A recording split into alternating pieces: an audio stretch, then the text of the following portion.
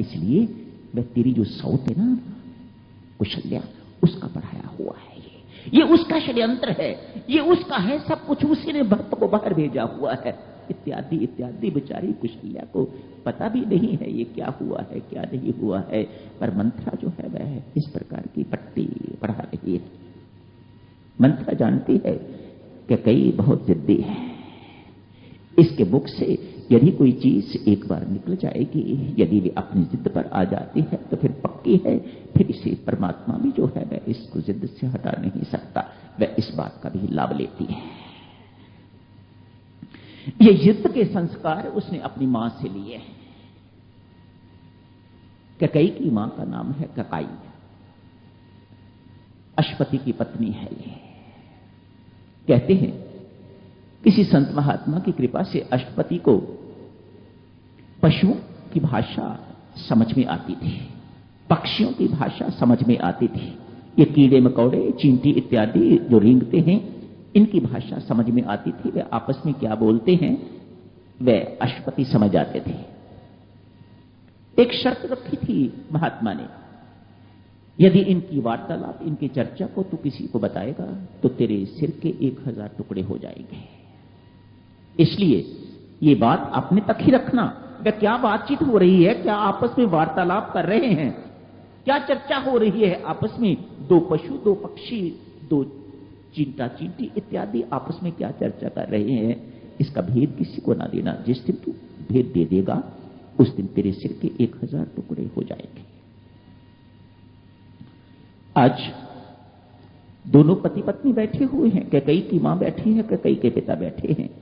एक चींटी अपने मुख में छोटा सा चावल का दाना लिए जा रही है, आगे से एक और चींटी मिलती है, आपस में कोई बातचीत होती है, ये समझ आते हैं, ये सुन लेते हैं बातचीत और उसे समझ लेते हैं क्या कह रही है। चींटी कह रही है मैं बहुत भूखी हूं, ये चावल का दाना मुझे दे दे।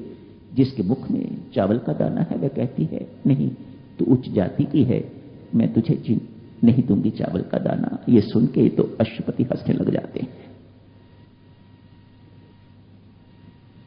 कैकेयी की माता ने कारण पूछा, आप मूर्ख तो नहीं हो, कोई ना कोई बात तो है, क्यों हंसे हो, मुझे कारण बताओ। कुछ बताए ना, मैं बता नहीं सकता। ये दो चींटियां आई हैं आपस में, इनकी बात सुन के इनको देख के तो मैं ऐसे मेरे मुख से हंसी निकल गई। नहीं क्या बात है, बहुत आग्रह कर रही है और ये मना कर रहे हैं कि कई मेरे से ये बात ना पूछ, मैं तुम्हें बता नहीं सकता, और मैं यदि तुम्हें बताऊंगा तो मैं तुम्हें सच कहता हूं मेरे सिर के उसी वक्त 1000 टुकड़े हो जाएंगे, मैं मर जाऊंगा। कि कई कहती है सो व्हाट, कोई बात नहीं, मुझे बात बताओ। ऐसा नहीं कि महिलाएं ही ऐसी, कोई भी हो सकता है, पर यहां पर कैकेयी की मां की बात चल रही है। जब जिद को पकड़ लिया राजा अश्वपति ने सोचा मरना निश्चित है, इसको बताना ही पड़ेगा, ये इस प्रकार से मानेगी नहीं, और यदि मरना ही है मुझे तो चलो काशी चलते हैं, हो सकता है इसकी जिद में कुछ फीकापन आ जाए, और यदि मुझे मरना ही है भाई तो मैं वहां मरूंगा, यहां क्यों मरूं, चलो काशी में चल के मरता हूं। ले गए वहां पर, लेके जाके क्या देखते हैं वहां पर कुछ दिन व्यतीत हुए, लेकिन इसने अपना आग्रह नहीं छोड़ा। वो आपने बात नहीं मुझे बताई अभी तक, मैं मुझे बताओ क्या बात। पुनः कहते हैं अरे मैं मर जाऊंगा यदि मैंने बात बता दी तो, लेकिन वह इस बात का परवाह नहीं करते। आखिर एक दिन किसी पेड़ के नीचे बैठे हुए हैं, क्या देखते हैं एक कुआं है, एक बकरा एवं बकरी दोनों आपस में वार्तालाप चर्चा कर रहे हैं। बकरी कहती है यदि तुम चाहते हो कि मैं तेरे घर बसी रहूं तो कुएं में जो घास है वह मुझे निकाल के दे। बकरा कहता है देख, कुएं में जाना या मुख अपना डालना, मैं कुएं में गिर जाऊंगा तो मैं मर जाऊंगा, ऐसी जिद ना कर, मैं उसमें से घास नहीं निकाल सकता, मानो तू मुझे मौत के मुंह में भेज रही है। बकरी भी कैकेयी की तरह ही कहती है सो व्हाट, मुझे घास ला के दीजिएगा। बकरा जब देखता है कि ये जिद पर आ गई हुई है तो अपने सींगों से उसे लहूलुहान कर देता है। बहुत मारता है उसे, बहुत मारता है और मार मार के उसे लहूलुहान कर देता है, जब तक बकरी उससे हाथ जोड़ के तो क्षमा याचना नहीं करती। अश्वपति को एक बिंदु मिल गया। चल घर चल के तो तुम्हें बताऊंगा वह चिंता चिंती आपस में क्या बातचीत कर रहे थे। घर आके बिल्कुल अश्वपति जी महाराज ने कैकई की मां से वही व्यवहार किया है जो बकरे ने बकरी के साथ किया था, और तब तक नहीं छोड़ा जब तक उसने क्षमा याचना नहीं कर ली। कैकई पर भी अपनी मां के संस्कार उसी प्रकार के आए हुए हैं। कैकई को भवन में चली गई है, सब चीज हो गई है तय। वो भवन में जाके तो वह लेट गई है। माताओं सज्जनों, उसी वक्त राजा दशरथ का आगमन होता है। राजा दशरथ बहुत भरोसा लेके तो कैकई के पास जा रहे हैं। मेरी कैकई राज्याभिषेक की सूचना मिलेगी, कल राम को राज्याभिषेक होने वाला है, राज्य मिलने वाला है, तो उसके हर्षोल्लास की सीमा नहीं रहेगी। बहुत प्रसन्न होगी वह। लेकिन जाते ही जैसे ही मकान की दुर्दशा देखते हैं, महल की दुर्दशा देखते हैं, कारण पूछते हैं, वो भवन में है। यदि होनी प्रबल ना होती, प्रारब्ध प्रबल ना होती, परमेश्वर की इच्छा परम इच्छा प्रबल ना होती, तो राजा दशरथ को वहीं से मुड़ जाना चाहिए था। इतना शुभ अवसर है कल, इतना शुभ समाचार है इस वक्त। ये को भवन में चली गई है तो मुझे इसका मुख नहीं देखना चाहिए, लेकिन परिस्थिति इसकी दुर्बलता को भी जानती है। वह इसकी दुर्बलता का भी फायदा लिया। ध्यान दें, कैकई ने मंथरा जो उसकी मार्गदर्शिका है उससे ये नहीं पूछा, फर्ज कर तू जो कुछ कह रही है और यदि दशरथ आता ही नहीं है तो मैं वो भवन में जाके क्या करूंगी, ये नहीं पूछा। क्यों? कैकई को पता है कह रही है और यदि दशरथ आता ही नहीं है तो मैं वो भवन में जाके क्या करूंगी, ये नहीं पूछा। क्यों? कैकई को पता है राजा दशरथ मेरे पास रात को आए बिना रह नहीं सकते, उनको आना ही होगा। परिस्थिति फिर राजा दशरथ की कमजोरी का भी फायदा उठा रही है। कामी व्यक्ति है, ये आके ही रहेगा।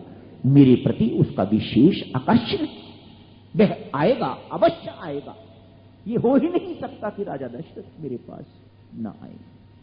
आ गए, वो भवन में चले गए। वहां जाके क्या हुआ है आप सब जानते हो। बहुत कुछ कैकई ने कहा है, बहुत कुछ राजा दशरथ ने कहा है, आपस में बातचीत भी हुई है। बेचारे राजा दशरथ को अपने शिकंजे में कस लिया है, फंसा लिया है। 2 वर के लिए आपने वायदा किया था, वह 2 वर मुझे दीजिएगा। भरत को राज्य दीजिएगा एवं राम को 14 वर्ष का वनवास दीजिएगा। ये तय हो गया है। राजा दशरथ बहुत कुछ कहते हैं, लेकिन एक बात आज आपने पढ़ी होगी, कैकई बहुत स्पष्ट कहती है, मैं अपनी सौत का सुख नहीं देख सकती। जो दीक्षा मंत्रा ने दी है उसे भली भांति उस मंत्र को याद है। मैं अपनी सौत का सुख नहीं देख सकती। पंक्ति साफ लिखी हुई है कैकई में, मैं अपनी सौत का सुख नहीं देख सकती। देखो, दूसरे का सुख देखना कितना कठिन है, कितना दुखदायी है। दूसरे का सुख क्या जाता है आपका, लेकिन वह स्पष्ट कहती है मैं सौत का सुख नहीं देख सकती। मैं ये नहीं देख सकती कि वह किसी भी प्रकार से सुखी हो, ऐसा होके रहेगा। आज भगवान श्री वन के लिए प्रस्थान कर गए। बहुत कुछ हुआ है, बहुत उपदेश, इतना समय भी नहीं है आपकी सेवा में कुछ कहने का। हां, जो माता सुमित्रा ने शिक्षा दी है लक्ष्मण जी महाराज को, कल इस वक्त या दिन में किसी वक्त उसी चर्चा से आरंभ करेंगे।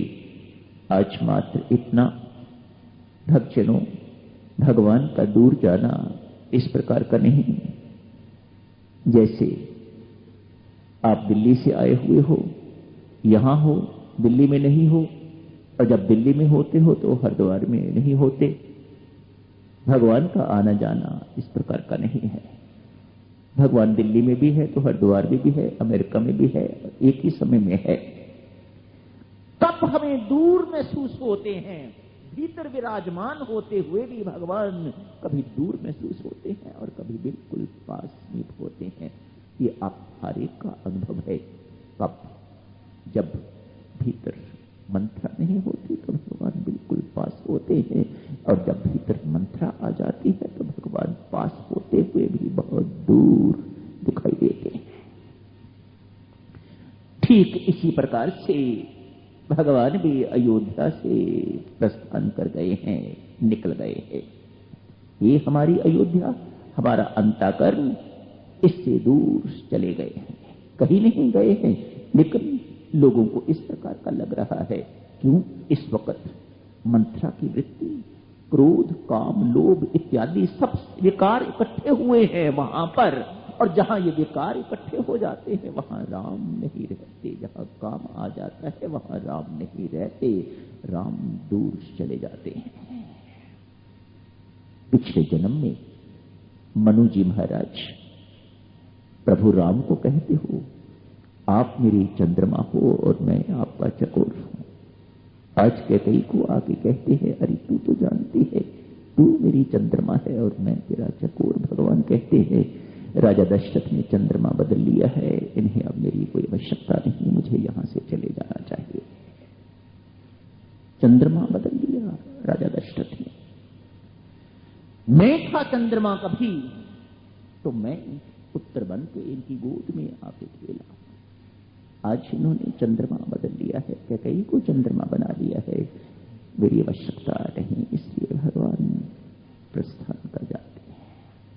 हमारे अंतःकरण में जब विकार आ जाते हैं, रहते हैं, लेकिन जब विकार उछल कूद करने लग जाते हैं, हम विकारों के दास बन जाते हैं, तब ऐसा लगता है भगवान हमसे दूर चले गए हैं।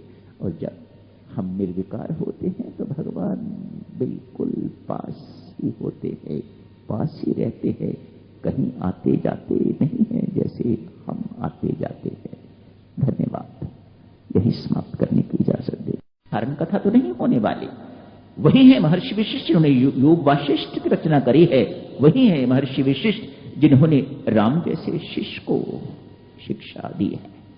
छोटी मोटी हस्ती तो नहीं। अनेक प्रकार के वार्तालाप चलते होंगे, चर्चा चलती होगी।